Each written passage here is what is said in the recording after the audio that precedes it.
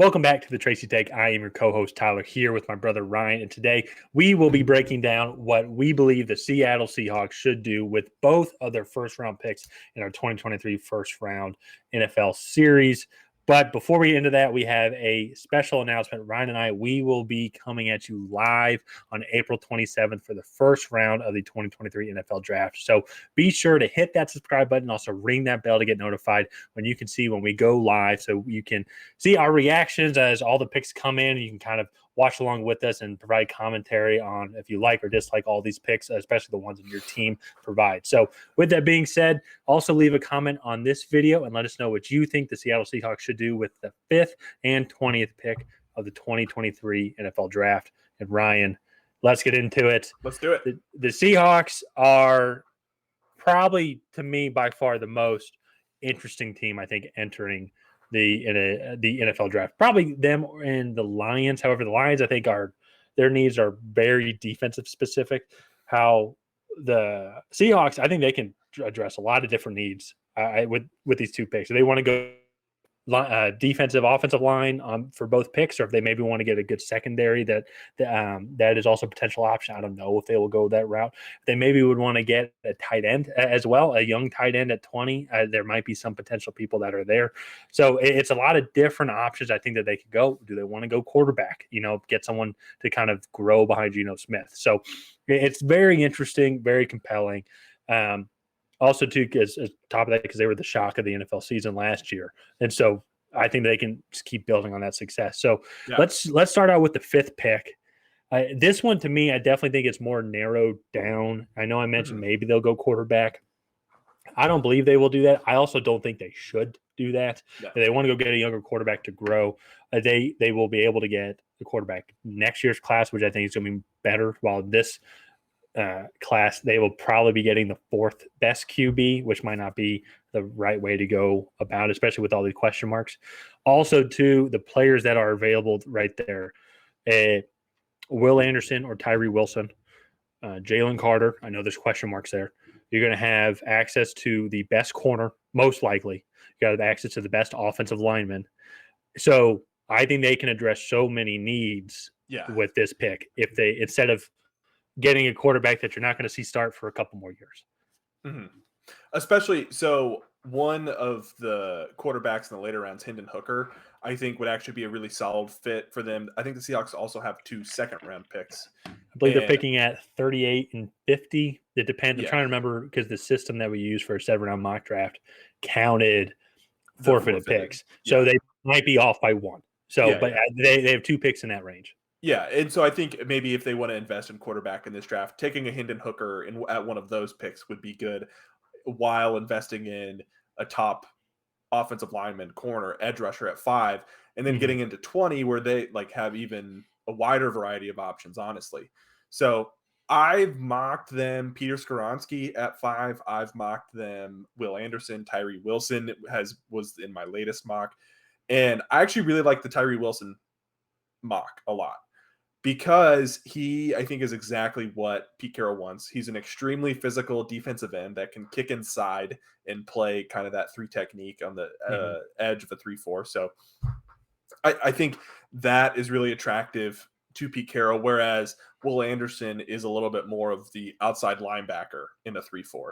So I think that is a little bit more attractive to Pete Carroll is the Tyree Wilson pick. And I think you look at his physicality.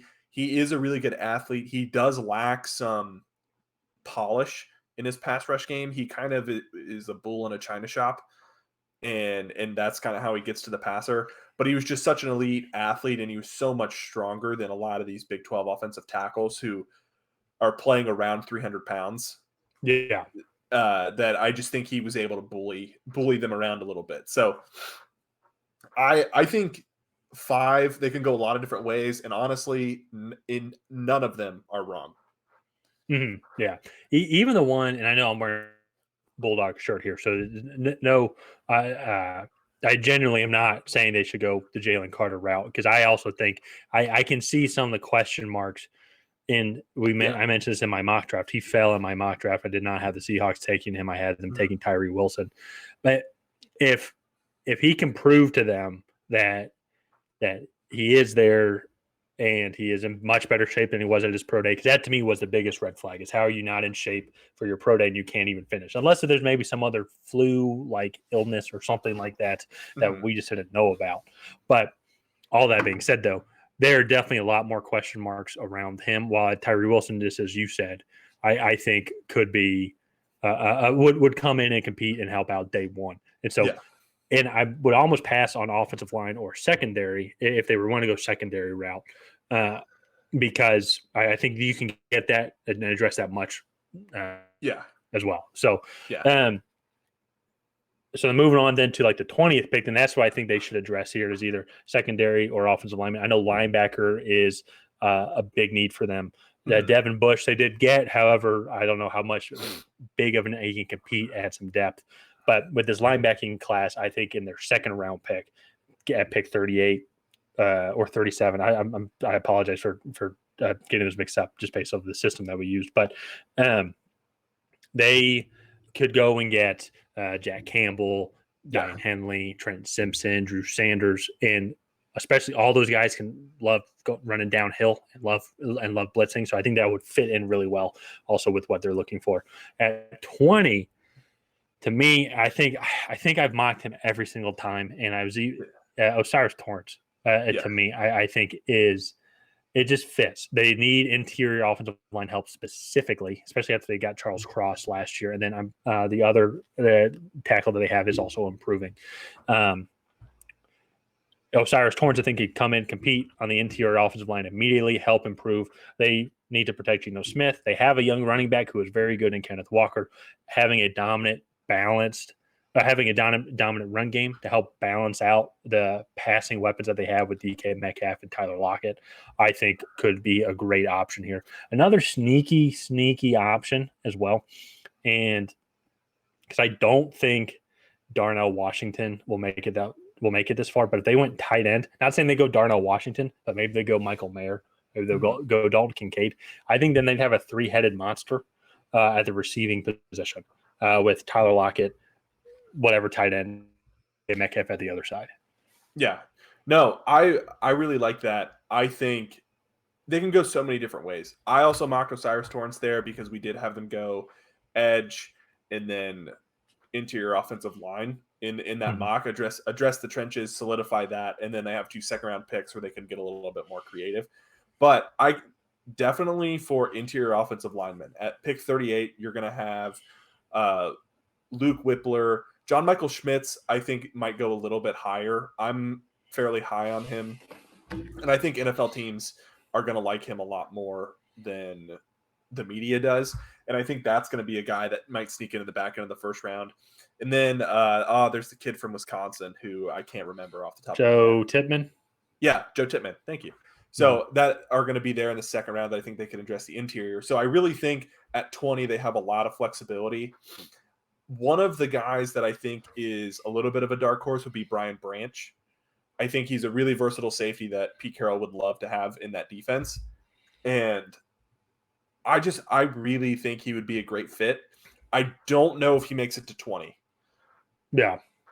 He would be interesting just because I think he's just such a good, versatile player in the middle to back half of the defense. I think you could even kick him up to where he's kind of a pseudo linebacker as well, nickel corner as well, or being a strong safety that just plays up and will just hit guys really hard. So that was this is a quote. I'll relate it back here in a second, but I remember Michael Jordan was in the 83 draft. Well, he was in the 84 Olympics, and so I think it was also the draft there. And teams are going to go. I think it was the Portland Trailblazers were picking second, and they're like, "Hey, who would you?" Sorry, you're telling me. Go ahead. They were like, "Who would you draft here too?" And he was like, "Jordan." Okay, we like Michael, but we need a center. Then play Jordan at center, and that to me, it's like Brian Branch. You need a corner, all right. Draft Brian Branch. You need a deep roaming safety. All right, draft Brian Branch. You need a box safety. All right, draft Brian Branch. Like, he can do so many different things for this defense. I think Pete Carroll would love to have him a part of that defense. So, yeah, that is the appeal to me, and I really like that. That's why, like Peter Skoronski, I always maybe lean more towards a little bit towards him than compared to Paris Johnson Jr., even though Paris Johnson Jr. fits the mold of like a modern day tackle. But Skoronski has, for how devastating injuries are, Skoronski adds that versatility. And that's what Yeah. Brian Branch is like on the defensive side of the secondary ball. Is I feel like he can play a lot of the different positions that you might be able to need, really kind of being a chameleon depending on your defensive scheme. Yeah. Yeah. And so I think the Seahawks, all in all, they have a lot of versatility. Also, one of the things that we didn't even mention, if one of those quarterbacks falls out of the top 4, I think the Seahawks could potentially be a team that trades back. Mm-hmm. You know that a lot of the great coaches, Bill Belichick, Mike Tomlin, Pete Carroll, they do tend to have a tendency to trade back. And so I think that could be a spot they could move back with the Titans at 11, maybe even Chicago at 9, where they could move back, accumulate even more picks, and then draft some players there. So, but let's go ahead. Let's wrap up the Seattle Seahawks draft there. Leave a comment down below on what you want to see the Seahawks do at 5 and pick 20. And then, you know what? Let's throw in the second round. Who are some of your favorite second round targets for the Seahawks? But before you do that, go ahead and like and subscribe and smash that bell so you get notified when Tyler and I create new content. And other than that, we will see you guys next time.